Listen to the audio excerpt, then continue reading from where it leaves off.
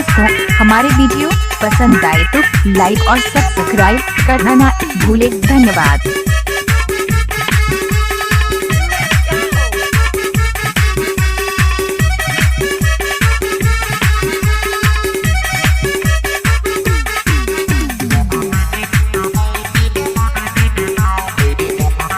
अरे हटा, चल अपना बजा।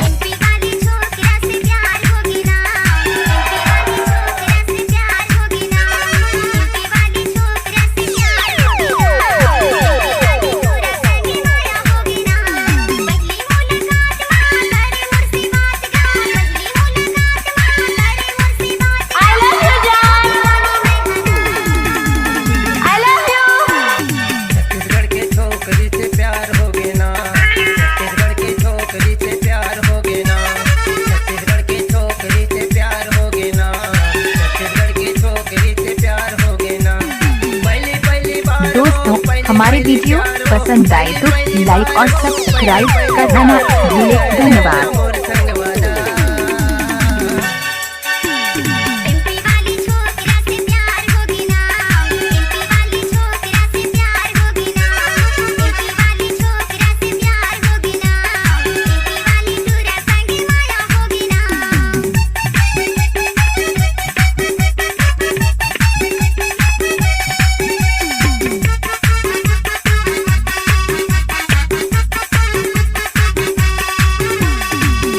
यूट्यूब में गाना डालना दशरथ भाई का आदत है।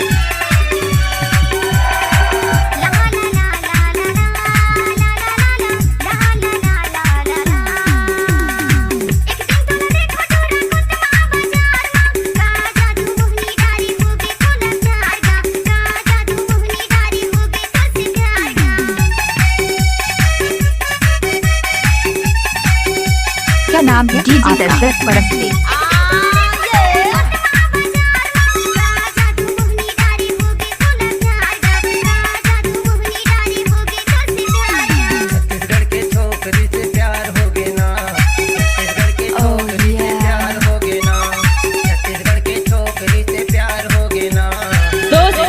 कॉलेज वाली से प्यार करो, ऑफिस वाली से प्रोग्राम करो, पड़ोस वाली से आंख लड़ाओ साली से, लव करो दिल वाली से और मार खाओ घर वाली से।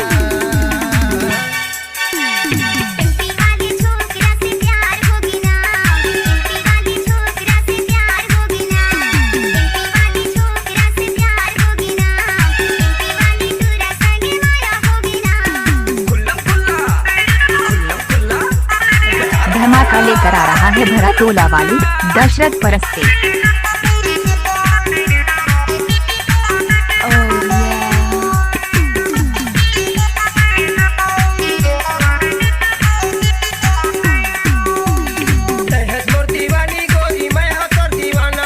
मिक्स बाय दशरथ बाबू।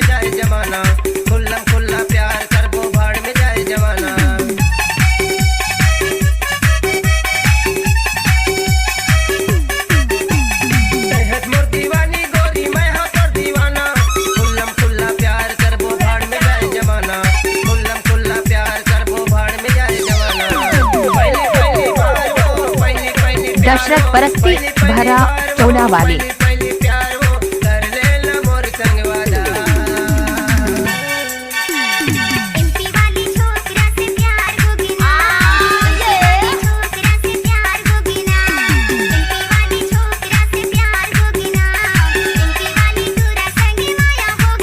डायरेक्टर बाबू दशरथ परस्ते।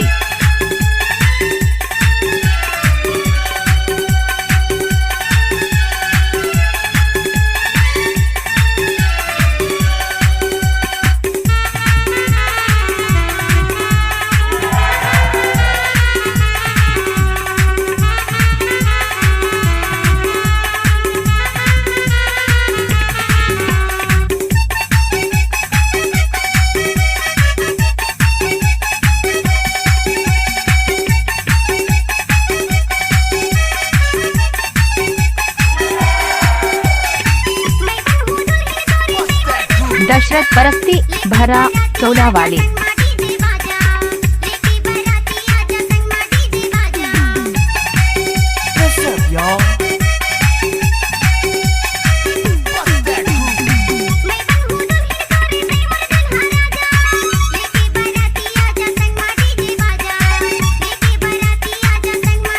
धमाका लेकर आ रहा है भरा तोला वाली दशरथ परस्ते।